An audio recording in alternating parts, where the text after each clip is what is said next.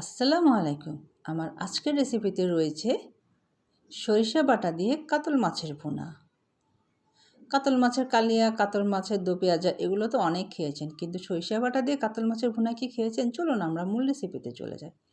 এ হচ্ছে আমাদের কাতল মাছ। আমরা আগে থেকেই কেটে ধুয়ে নিয়েছিলাম। এখন আমরা মাছ ভাজার জন্য মাছে মশলা দিয়ে দিচ্ছি। হলুদ গুঁড়া, মরিচ গুঁড়া এবং লবণ দিয়ে আমরা ম্যারিনেট করে নিব। অবশ্যই হাত দিয়ে খুব ভালোভাবে ম্যারিনেট করবেন। হাত দিয়ে আমরা ভালো করে মাছগুলোর সাথে মশলাগুলো মিশিয়ে নিচ্ছি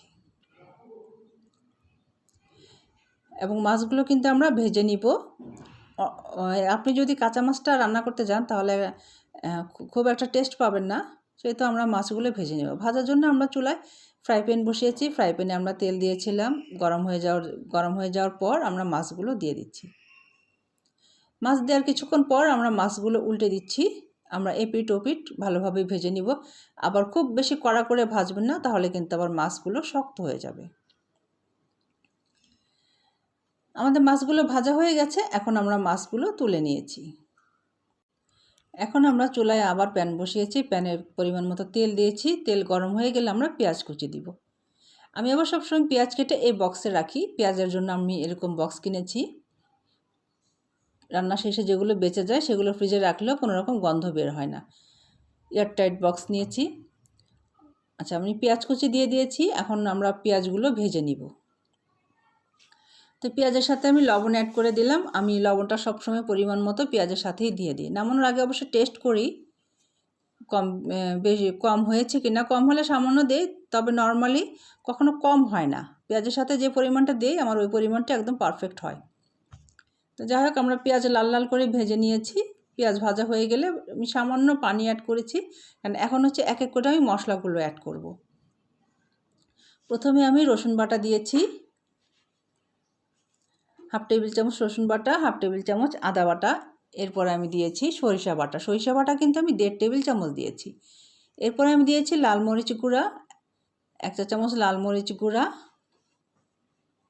এরপর দিচ্ছি আমি হলুদ গুঁড়া। হলুদ গুঁড়া দিয়েছি হাফ চা চামচ। এখানে আর কোনো মশলা দিব না। আর সরিষা বাটা একটু বেশি দিয়েছি, যেহেতু আমরা সরিষা বাটা দিয়ে মাছটা ভুনা করব, সেহেতু আমাদের সরিষা বাটাটা অবশ্যই বেশি দিতে হবে।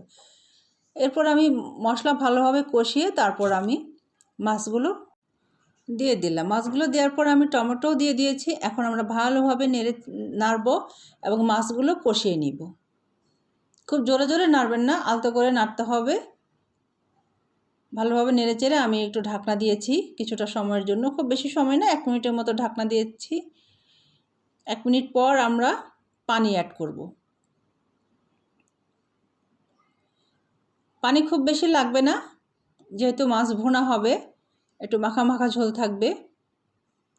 তো পানি দেওয়ার পর আমি ভালোভাবে নেড়ে দিয়েছি। টমেটো কিন্তু আমি মশলার সাথে দিয়ে দিতাম, কিন্তু ভুলে গিয়েছিলাম, সে কারণে আমি যখন মাছ দিয়েছি তখন আমি টমেটো দিয়েছি। তাতে সমস্যা নেই, টমেটোগুলো একদম গলে যাবে। টমেটোটা গলে ঝোলটা ঘন করবে। তা মাছ দেওয়ার পর কিছুক্ষণ পর ঢেকে দিয়েছিলাম এবং কিছুক্ষণ পর বলক উঠে আসছে। তারপর আমরা ঢাকনাটা খুলে আবার নেড়ে দিয়েছি। নেড়ে দিয়ে এখন আবার আমি ঢাকনা দিয়েছি।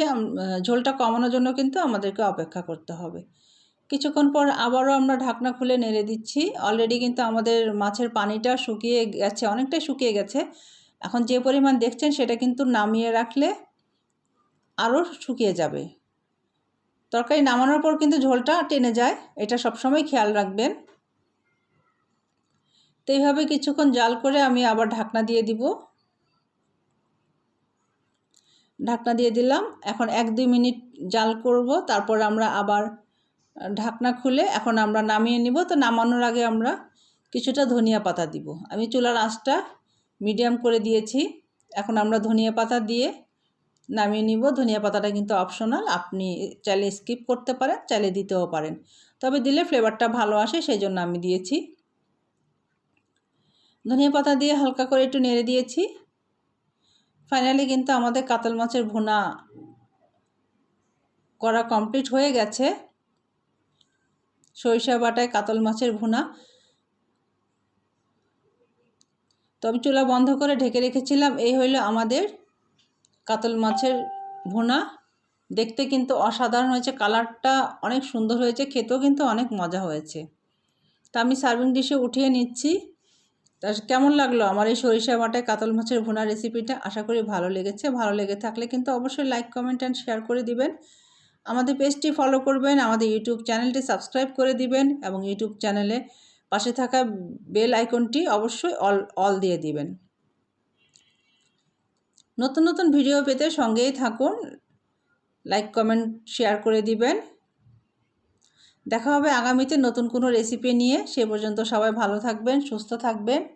আর অবশ্যই কিন্তু কমেন্টে জানাবেন আমাদের এই রেসিপিটা আপনাদের কাছে কেমন লেগেছে এবং আপনারাও বাসায় ট্রাই করবেন। আশা করি আপনাদের কাছে ভালো লাগবে।